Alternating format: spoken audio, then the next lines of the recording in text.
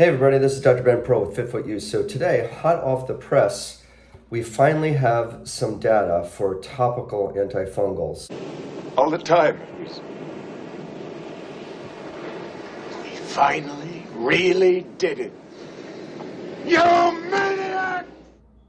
Yeah, it's been a long time, and there hasn't been a lot of companies that have wanted to take that chance because, like the reference to the Planet of the Apes, as old Dr. Zaius would say, we may not like what we find. Your answer. Don't look for it, Taylor. You may not like what you We find. study, we spend a lot of money, and then what's going to happen? So here is the paper.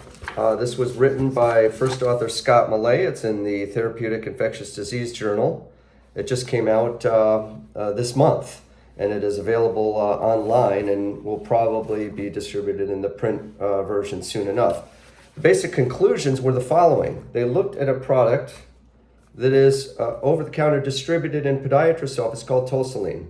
This product can be applied to the nail. Unlike Vicks VapoRub, it actually has a mycologic cure as well as a clinical cure rate. The clinical cure rate is defined as what the nail looks like. So when they did this RCT, this randomized controlled trial, they did the control group, and you can see that in this case, as we go over time, the nails actually got worse. Now, one of the things that I like about having the actual abstract and papers, this is kind of a nod to my mentor and professor, Dr. Warren Joseph. He would sit up there when the new Lamisil, terbinafine papers came out against itraconazole, Sporanox, and literally have all the passages highlighted and go through other papers that might be from other countries. So it was a real show to watch him perform. We're going to try to literally cut through this study with what is true and what is false. So first of all, there is some reasonable evidence in the rates of mycologic cure that they hit 54%. Now the study was relatively small, about 68 patients. 30 were in the arm that was the treatment arm and about 38 in the control arm. Both had debridement. So you can play games with the endpoints. They did about 6 to 7 months. The fact of the matter is that even in the so-called treatment arm, even at the end point, the nails don't necessarily look perfect.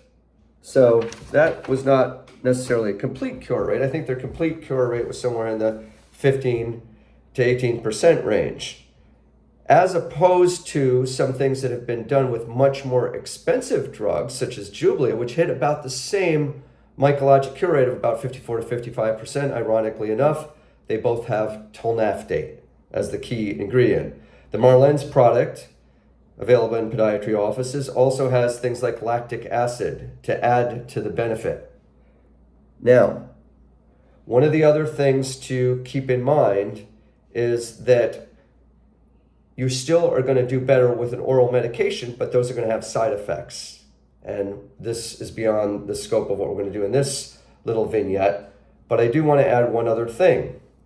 There is another one on the block that is still yet to be determined, another tolnafdate product. This one has a nanoparticle, a very small microparticle designed to penetrate the very thick chitin-like structure of the nail. Chitin is actually the same material as insect shells. So this nail that you have with the fungal nails is very thick. So they've developed this nanoparticle, and that is their claim to fame. Now, the only problem with their study, and that is run by Dr. Patrick DeHare and the Ascension program, is that unfortunately there was a hack in the healthcare system that's running the IRB. That set the study about 6 to 9 months. So we're probably looking at first quarter of 2026 before we see results for that study.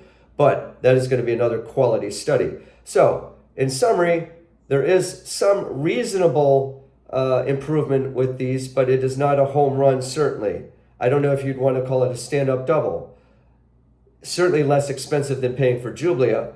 And Penlac, in my opinion, is total junk because you only get about 17% mycologic cure, and that is what the insurance pays for. It's very hard to get the Jublia covered. So when people, that is patients, ask, is this covered?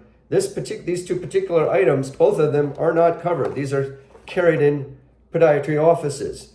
But I do like the fact that they've done some due diligence, tried to produce some numbers, and then at least entered the forbidden zone of taking a chance and seeing what the product is actually doing when they compare it to a placebo. Till next time, this is Dr. Ben Pearl on FitFoot U.